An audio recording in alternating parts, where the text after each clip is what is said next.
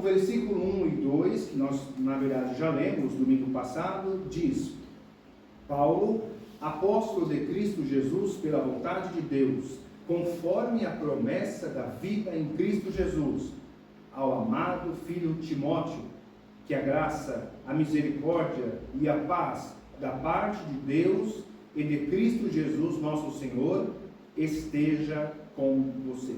Então já sabemos aqui que é uma carta de Paulo, como estamos vendo no versículo 1, e sabemos que essa carta foi destinada ao nosso irmão Timóteo, a quem Paulo chama no versículo 2 de ao amado filho Timóteo. E como eu disse, aqui possivelmente ou provavelmente na prisão Mamertina em Roma, que seria a segunda prisão, sendo essas então as últimas palavras do nosso irmão Paulo. Sabemos que nós fizemos um resumo aqui domingo passado das prisões que Paulo passou, aquela prisão em Filipos, lembra que fundou uma igreja em Filipos, nós estudamos inclusive a carta aos irmãos filipenses, aquela igreja que ele fundou.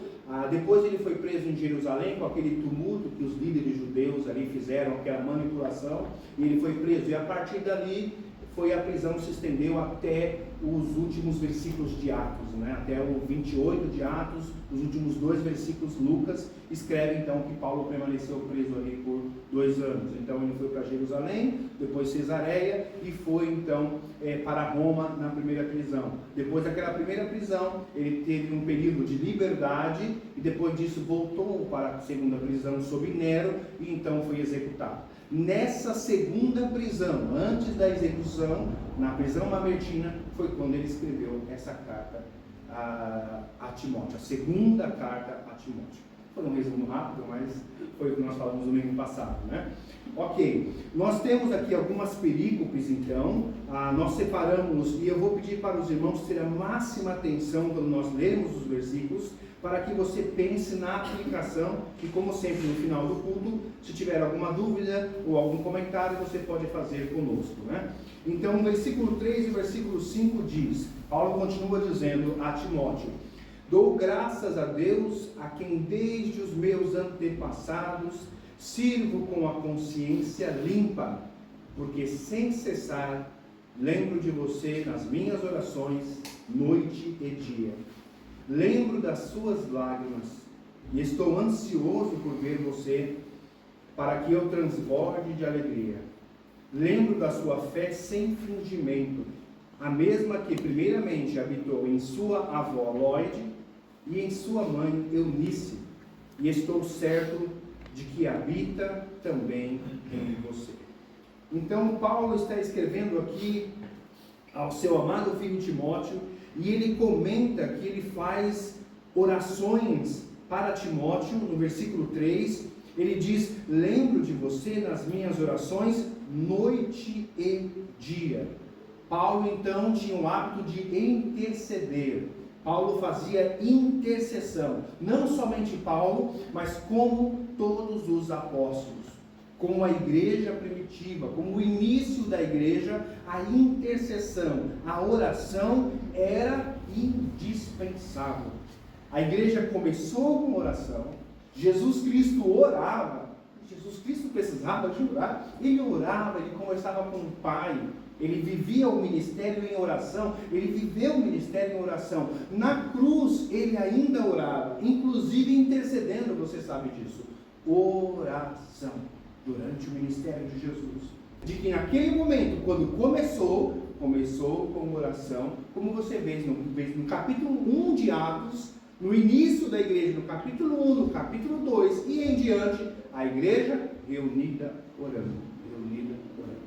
E Paulo está dizendo aqui, no final de sua vida, ele sabe que vai ser executado sob Nero. Já houve uma primeira defesa, que nós vimos que ele foi abandonado, já houve uma primeira defesa, já houve o início do processo de execução.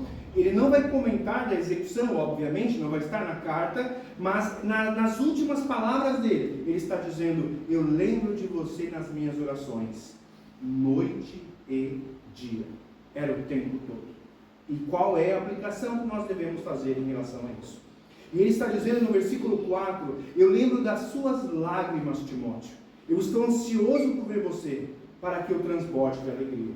Então Paulo está querendo uma alegria, e a alegria dele era ver Timóteo. E ele está lembrando ali naquela prisão fria, na Mamertina, úmida, fétida, nós estudamos aqui, lá naquela prisão, ele está ansioso por ver Timóteo, e ele está lembrando das lágrimas de Timóteo.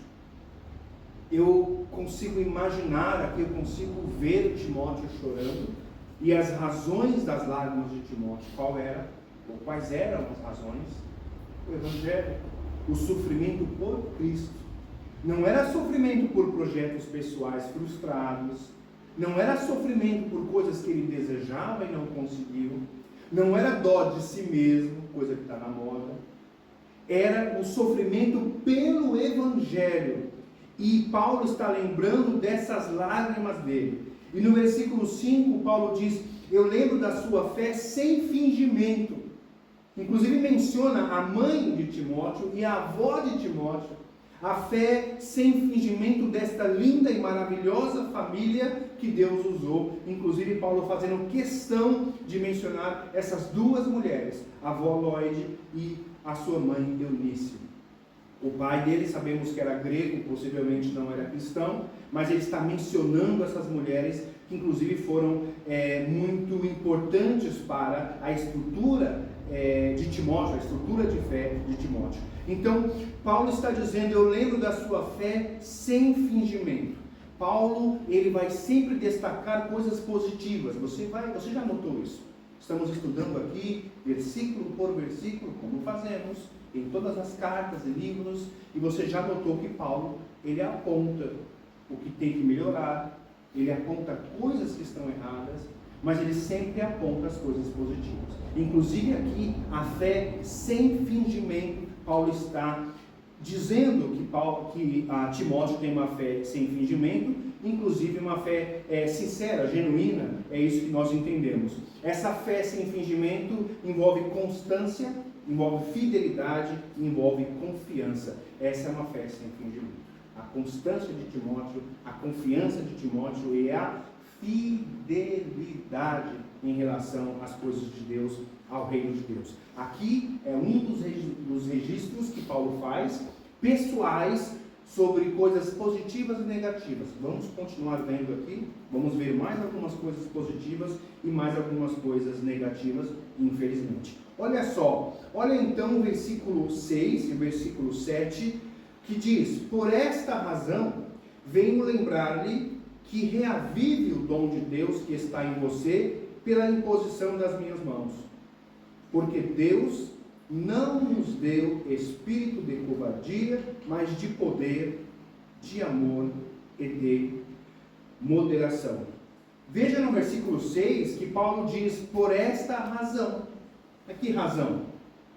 Por esta razão. Eu sempre falo, questão de interpretação de texto básica.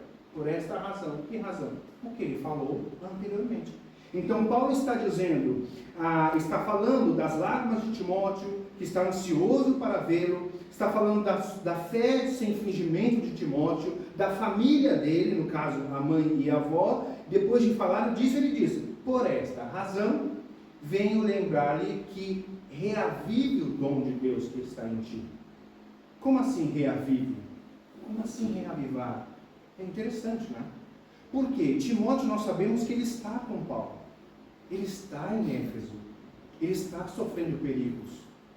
Ele e Lucas, eles não abandonaram Paulo. Mas o que está acontecendo com Timóteo? O que está acontecendo com ele? Que Paulo está dizendo para ele: reavive o dom de Deus que está em ti.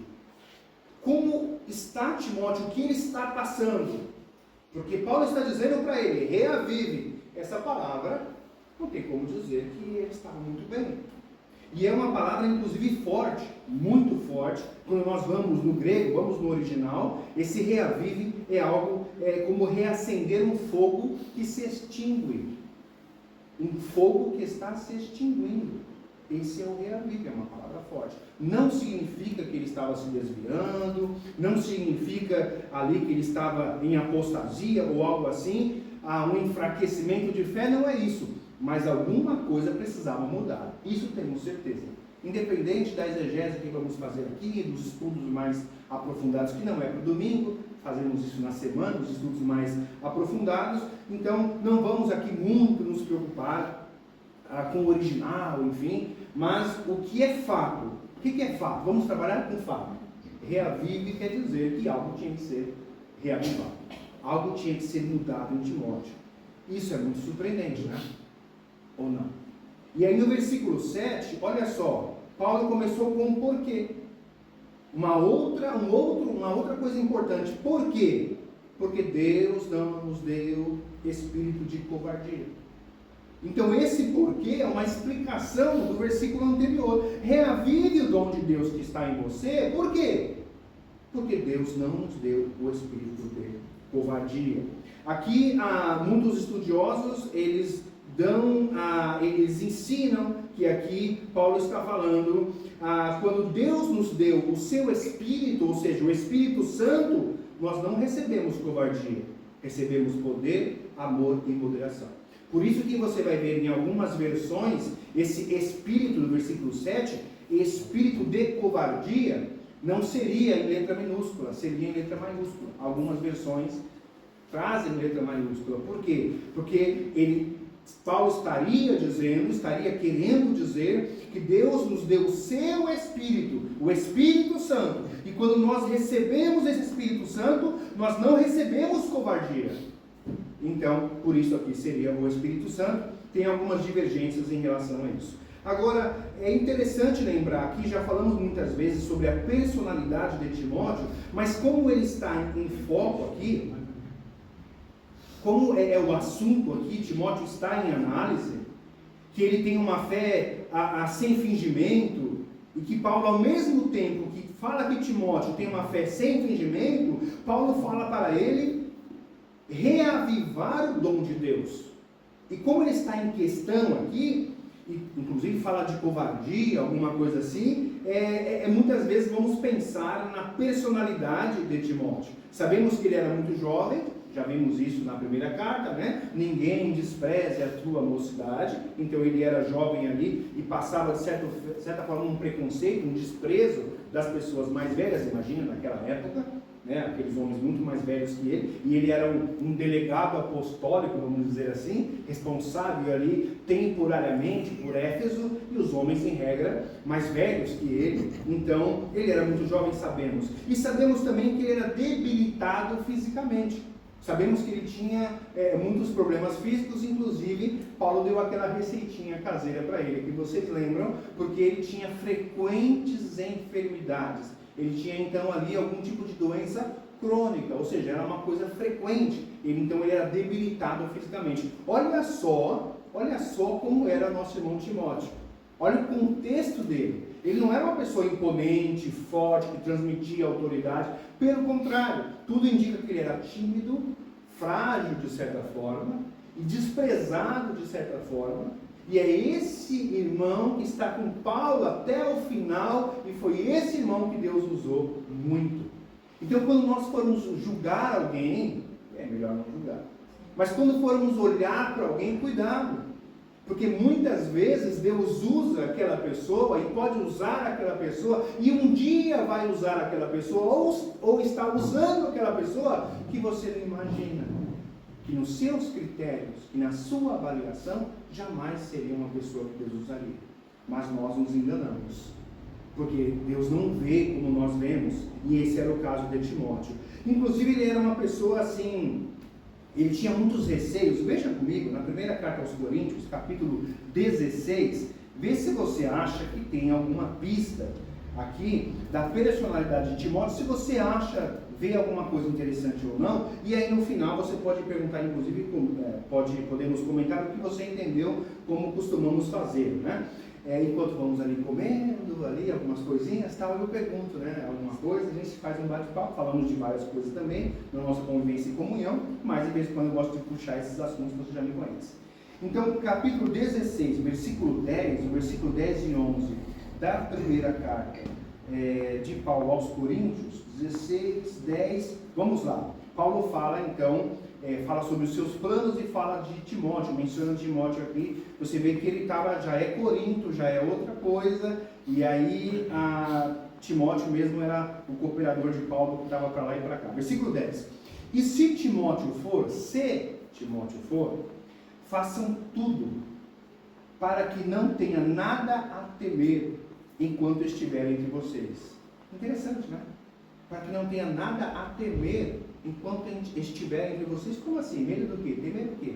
Os irmãos em Corinto, quando Paulo estiver entre vocês, quando Timóteo estiver entre vocês, façam tudo para que ele não tenha nada a temer. Interessante, né? Qual seria o que acontecia, né? O que acontece? Podemos conjecturar aqui, não vamos dar certeza de nada, mas é interessante de se pensar. Porque trabalha na obra do Senhor, como também eu. Paulo está dizendo, olha, ele trabalha na obra do Senhor, está falando isso, ele é importante. Então, está dando aí para ele um tipo de proteção. Olha só, versículo 11. Portanto, que ninguém o despreze, novamente.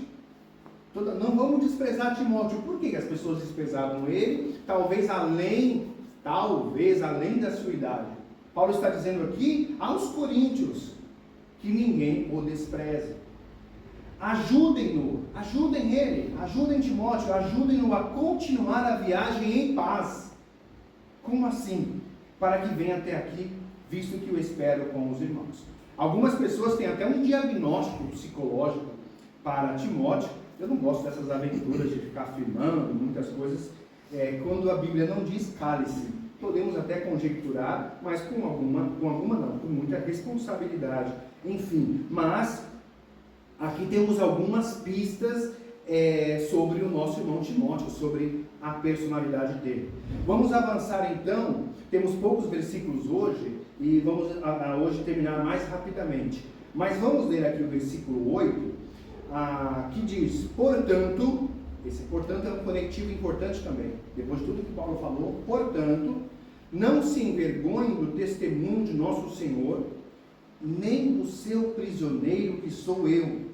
Pelo contrário, participe comigo dos sofrimentos a favor do Evangelho, segundo o poder de Deus. Mas vamos ler ao 14, agora, essa perícope até o 14, versículo 9. Que nos salvou e nos chamou com santa vocação, não segundo as nossas obras, mas conforme a sua própria determinação e graça, que nos foi dada em Cristo Jesus, antes dos tempos eternos, e manifestada agora pelo aparecimento de nosso Salvador Cristo Jesus. Ele não só destruiu a morte, como trouxe à luz a vida e a imortalidade, mediante o Evangelho. Para este Evangelho eu fui designado pregador, apóstolo e mestre, e por isso estou sofrendo estas coisas. Mas não me envergonho, porque sei em quem tenho crido, e estou certo de que Ele é poderoso para guardar aquilo que me foi confiado até aquele dia. Mantenha o padrão das sãs palavras que de mim você ouviu com fé e com o amor que há em Cristo Jesus. Versículo 14, por meio do Espírito Santo, que habita em nós, guarde o bom tesouro que lhe foi confiado. Então, nós temos aqui o versículo 9, versículo 8, desculpa, portanto, não se envergonhe do testemunho de nosso Senhor. Poderíamos falar mais sobre vergonha aqui, né? Mas o que Paulo está falando é sobre o testemunho de nosso Senhor, sobre o testemunho do nosso Senhor Jesus Cristo. Que testemunho é esse que Paulo está falando? Portanto, então ele falou o que falou anteriormente, e agora ele vem e diz, portanto, não se envergonhe do testemunho de nosso Senhor. Sabemos que Jesus, ele foi condenado e foi executado. Sabemos que ele foi rejeitado pelos judeus, pela liderança judaica, pela maioria dos judeus, não todos, obviamente, porque a igreja começou com os judeus.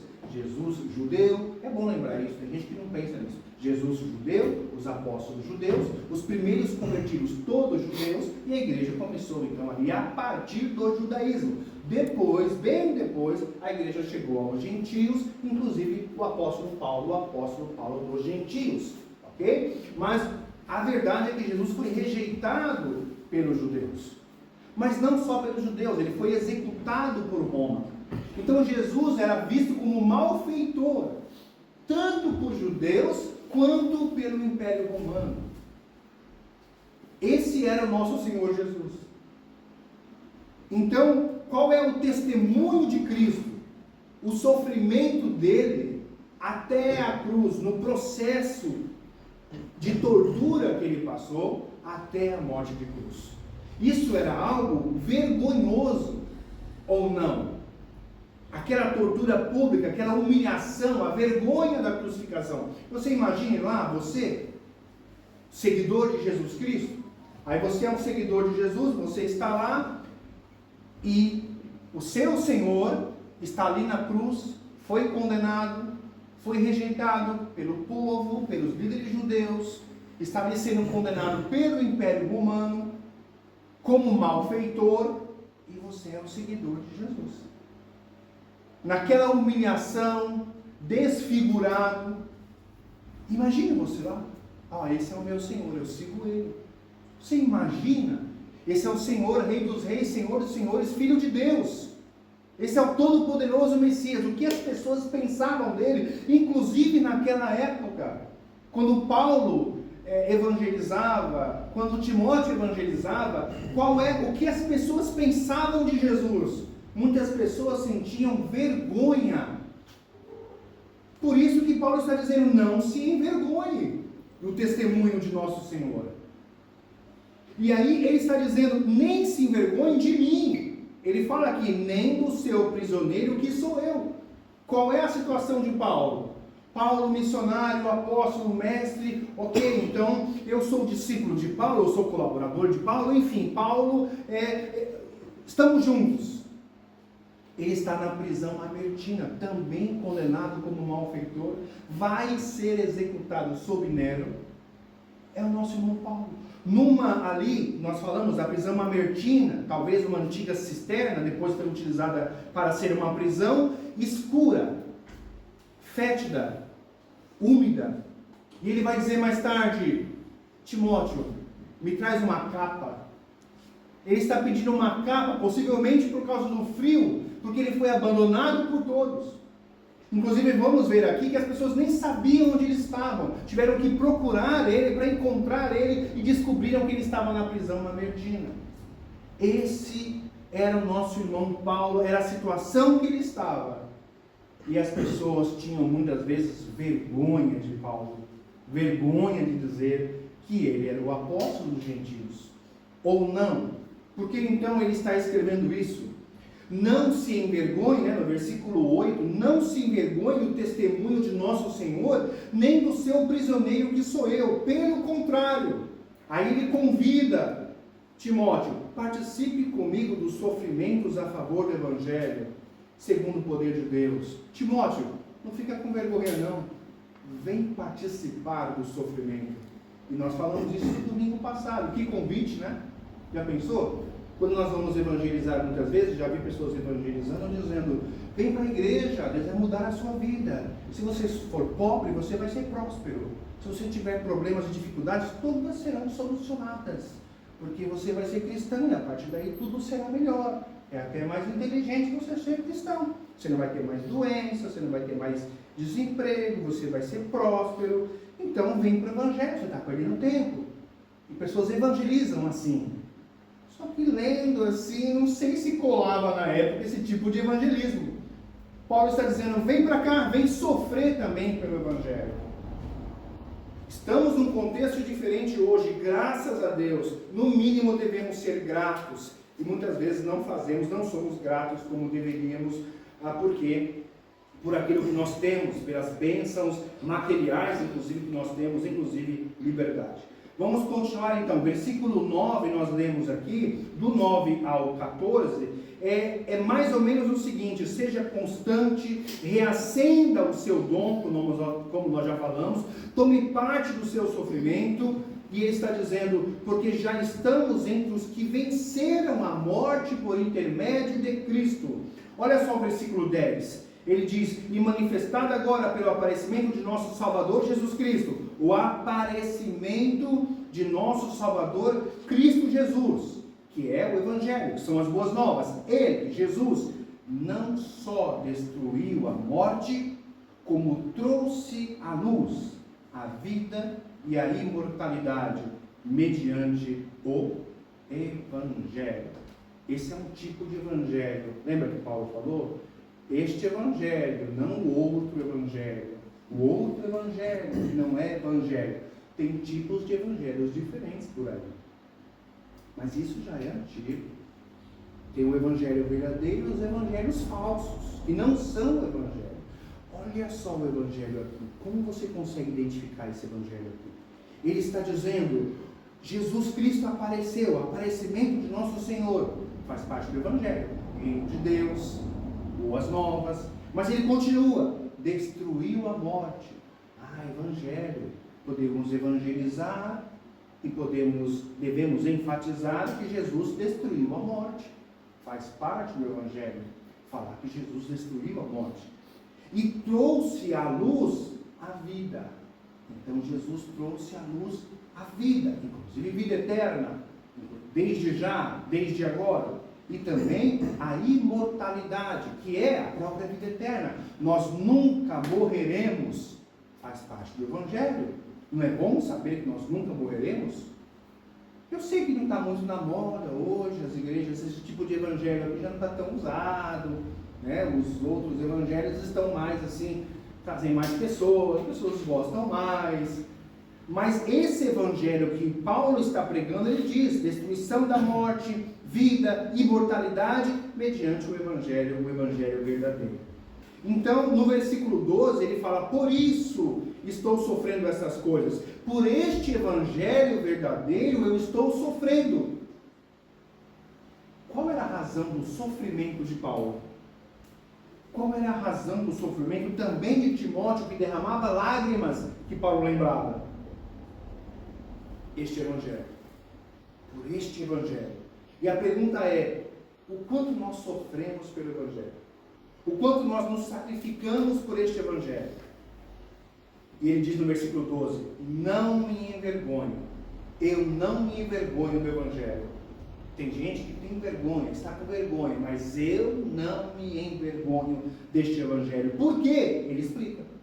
Porque eu sei em quem tenho crido, e estou certo de que Ele é poderoso para guardar aquilo que me foi confiado até aquele dia. Mais uma vez, Paulo fala algo escatológico. E nessa versão, esse aquele dia é com D maiúsculo. É aquele dia. O Evangelho de Paulo fala que Jesus venceu a morte, fala da imortalidade, e o Evangelho de Paulo fala daquele dia, o tempo todo. Você sabe, estudamos aqui Filipenses, versículo por versículo, como sempre, e você sabe, Paulo fala o tempo todo da vida eterna, daquele dia, que prestaremos contas, aquele dia, o juízo, aquele dia, a salvação, sem juízo, salvação, vida eterna, maravilha, aquele dia. Será que os evangelhos hoje por aí, como estão as igrejas? Será que estão enfatizando aquele dia? Será que estão enfatizando a imortalidade?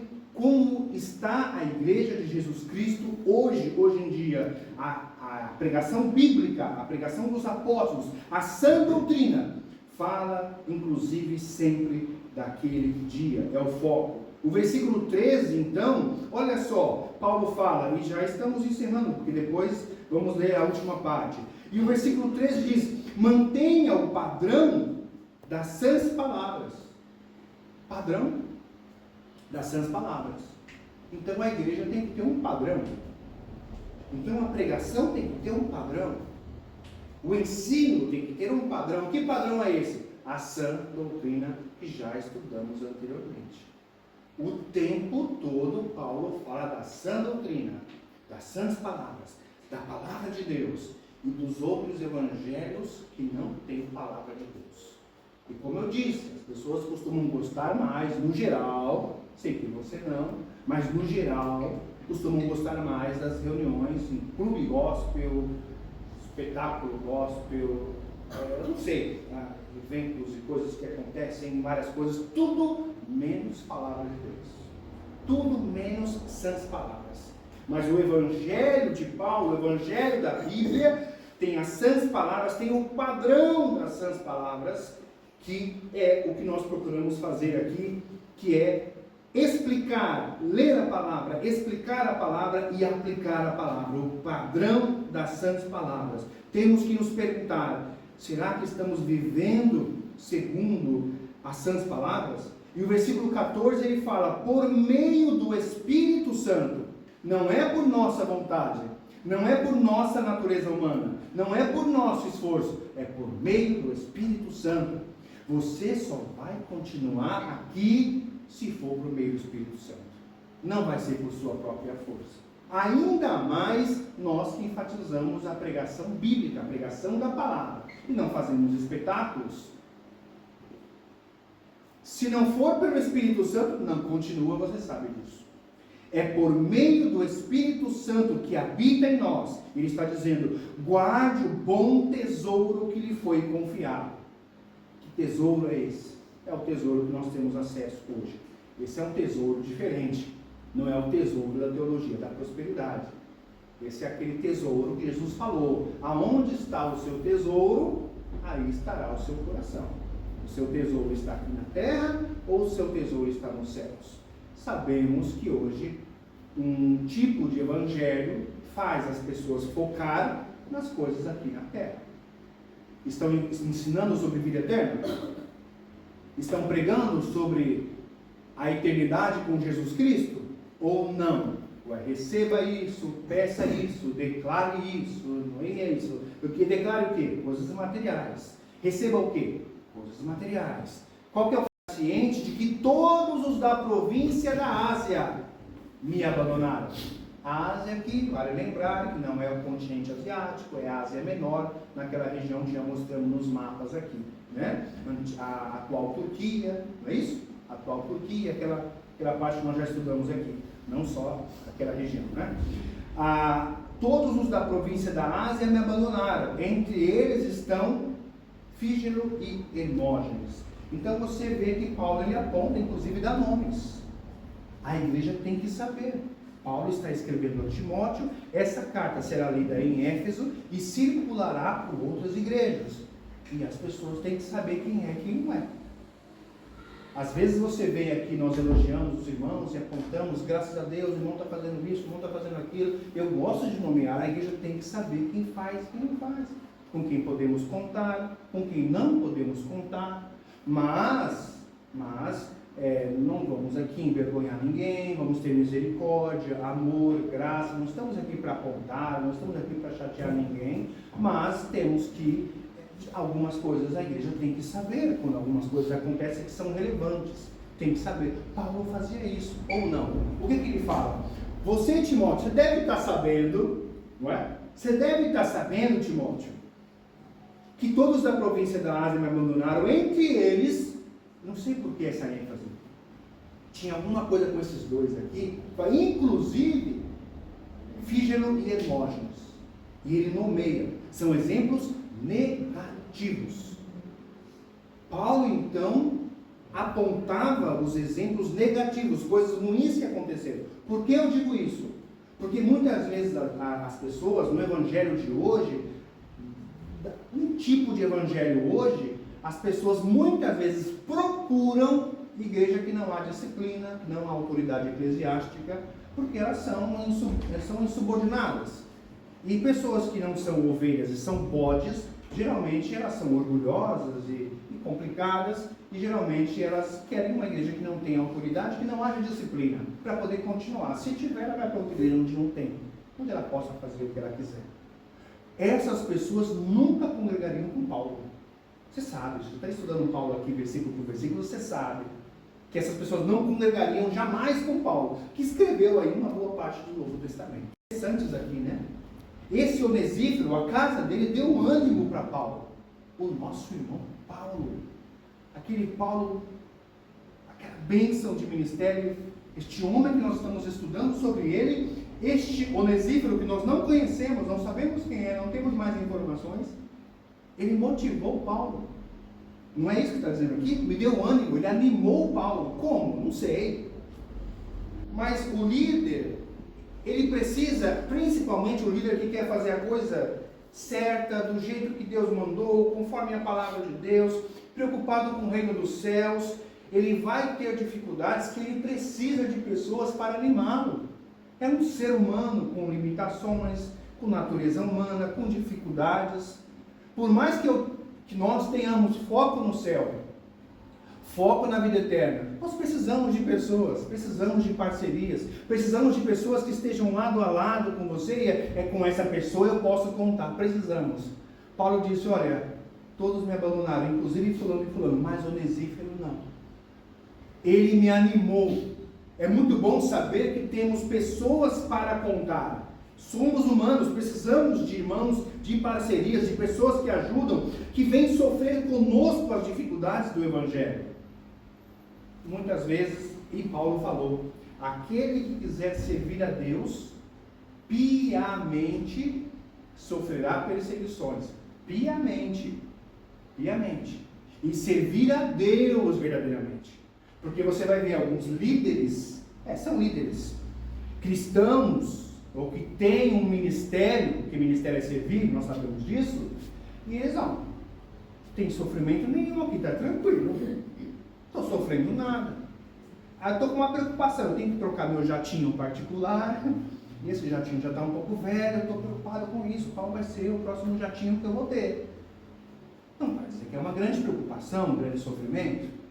Tem aí alguns iates, algumas mansões, tem que fazer, curtir muito isso aí, enfim, está muito caro para pagar lá onde eu guardo o iate, enfim. Não vamos dizer que é uma grande preocupação. Essas pessoas, será que eles estão preocupados com a ovelhinha que está se afastando da igreja? Se essas pessoas estão sendo ensinadas sobre o reino do céu, sobre salvação? Será que eles estão preocupados? Paulo disse, aquele que quiser servir a Deus, fazer a obra de Deus, piamente sofrerá perseguições. Os falsos profetas, os superapóstolos, lembra? Os superapóstolos? Os superapóstolos que disputavam as pessoas com Paulo, eles não estavam presos. Eles não estavam sofrendo, estavam tranquilos, muito felizes e bem-sucedidos no ministério. Cuidado como você avalia a igreja. Cuidado como você avalia o ministério. Você está avaliando biblicamente? Muitas vezes esses tipos de evangelhos vão prosperar muito e parecer muito bem-sucedidos. Qual é a avaliação que nós temos? Aqui Paulo está preso, está abandonado, pedindo uma capa para poder se cobrir. Aparentemente é um fracasso. Ou não? Aparentemente é um ministério. Deus não pode estar com ele. Não é isso? A pessoa analisando os superapóstolos, que Paulo disse que são falsos profetas, estão lá, não estão presos, não estão sofrendo, estão felizes da vida. O povo está lá, todo mundo lá, no culto dos superapóstolos, feliz, esses são homens de Deus. E Paulo está preso. Quem olha assim, fala, realmente aquilo ali não pode ser. Pensa bem nisso. Últimos versículos, versículo 17, Paulo está dizendo, Onesífero, quando chegou a Roma, me procurou com persistência até me encontrar. Ele estava na prisão mamertina, e não era tão fácil naquela época encontrar alguém preso, muito menos na prisão mamertina. Imagine a viagem para Onesífero chegar a Roma. Você lembra que quando Paulo saiu, naquele mapa que nós fizemos, quando Paulo saiu de Cesareia, que nós falamos aqui, Jerusalém, Cesareia, depois foi para Roma, para a primeira prisão, você lembra que ele demorou de 4 a 6 meses para atravessar o Mediterrâneo e chegar lá? Que houve naufrágio, lembra? Falamos de Creta, falamos de Malta, quase 6 meses. Às vezes, chegou o inverno, aí ele fica 3 meses esperando. Imagine o Onesífero para chegar em Roma. Você lembra que algumas vezes tinha que andar 2, 3 meses a pé, dia e noite, no deserto, no meio das feras, no meio dos ladrões? Você imagina aquela época sem segurança, sem transporte? Ou você acha que o Onesífero chamou um Uber? O Bolt, né? Nessa Uber. Ou pegou o Flixbus, né? Ou pegou o Flixbus, pegou o comboio, o expresso, aquele que é rapidinho. Alfa, acho que é Alfa, bem do lado, enfim. Não. 2, 3 meses, e ele chegou a Roma, olha só, ele procurou, Pelo contrário, quando chegou a Roma, me procurou com persistência. Aqui no original, essa persistência é isso mesmo. Ele me procurou muito. Foi difícil para achar. Ele investigou. Por quê? Por que o Onesíforo fazia isso? Você reparou o esforço? A pergunta para nós, a aplicação é hoje. Por que o Onesíforo fez isso? Qual é o nosso esforço pelo Evangelho? Ele estava querendo ali trabalhar para Deus, auxiliando Paulo de alguma forma, abençoando Paulo de alguma forma. E qual é o esforço que nós temos feito? O que nós temos feito pelo Evangelho? Olha o sofrimento destes homens. É isso que temos que pensar e fazer uma avaliação do que nós estamos reclamando, se estamos murmurando e comparar. Eu penso sempre no céu, naquele dia, quando nós estivermos lá, prestando contas a Deus, porque tem vários versículos dizendo que todos nós prestaremos contas a Deus, inclusive os salvos, embora a gente tenha aquela discussão do grande trono, do trono branco, e enfim, tem o tribunal de Cristo, tem uma questão que já falamos aqui, escatológica, que tem muitas divergências, mas versículos dizem que todos nós prestaremos contas, então isso inclusive vai salvos e não salvos. Não é isso? As obras serão julgadas, lembra? Do fogo, da palha, aquela coisa que já falamos aqui. Todos nós. Eu imagino quando nós falarmos lá, sabe o que é? Eu sofri muito. Eu passei muitas provações e muitos sofrimentos. Tá bom. Tem anotado aí? Aquela história do telão que vai passar lá não é bíblico não, tá? Tem um tal do telão. Mas enfim. Aí você vai lá falar dos sofrimentos, o que você fez pelo Evangelho, o que você fez por Jesus, por Cristo, o quanto você investiu, você sofreu, né? E você vai prestar contas ali como foi. E aí você vai ver esses irmãos aqui. A história desses irmãos prestando contas. E nós pode se comparar também, né? Imagina, porque minha vida é um sofrimento. Ai, é tanto sofrimento, eu sofro com isso, são perseguições e uma grande provação. O diabo se levantou. Já ouviu isso? Estava sentado, de repente se levantou. E aí você olha assim, então deixa eu saber mais sobre isso. Aí você ouve assim, mas não parece muito que é um sofrimento pelo Evangelho, por Cristo. Aí você vai ver, como eu disse no domingo passado, é uma frustração de algo que a pessoa desejou, algo que a pessoa planejou, muitas vezes consequência de uma escolha errada, e ela põe a culpa no diabo, e fala que é perseguição, e fala que é provação, e não é. Nada por Cristo, nada por Evangelho. Imagine no céu quando essas histórias forem apresentadas e forem comparadas. Mas o Onesíforo, ele procurou Paulo, ele sofreu até encontrar Paulo. Último versículo 18 para encerrarmos. E aí, olha o encerramento do capítulo. O Senhor lhe conceda que naquele dia, o D maiúsculo de novo, né? O dia D. Naquele dia, ache misericórdia da parte do Senhor. Você sabe melhor do que eu, você Timóteo, você sabe melhor do que eu, quantos serviços ele me prestou em Éfeso. E a pergunta é, quantos serviços estamos prestando pelo Evangelho, para o Evangelho? O que estamos fazendo pelo Evangelho? O que estamos fazendo por Cristo? E o que não estamos fazendo? E, infelizmente, muita gente só foi mal ensinada. Muita gente só, porque ela aprendeu assim, muita gente, quantas pessoas aqui no final falam para mim depois de uma pregação expositiva, falam, olha, eu não sabia que era assim. Eu pensava que o Evangelho era isso, era meta, eu estabelecia umas metas para conquistar, ficava declarando isso, enfatizando isso, e alguém falava, receba, e jogava assim, ou pegava e segurava, né? Às vezes estava distraído e passou direto, ficava esperando do céu, salvação, vida eterna. Não. Então, às vezes é a falta mesmo de exposição da palavra. Mas como eu disse, infelizmente, poucos líderes estão dispostos a ensinar a palavra de Deus como ela é, por algumas razões. Porque muitas vezes a palavra de Deus como ela é, não é tão atrativa como muitas vezes algumas igrejas fazem. Vamos orar e vamos encerrar. Pai querido,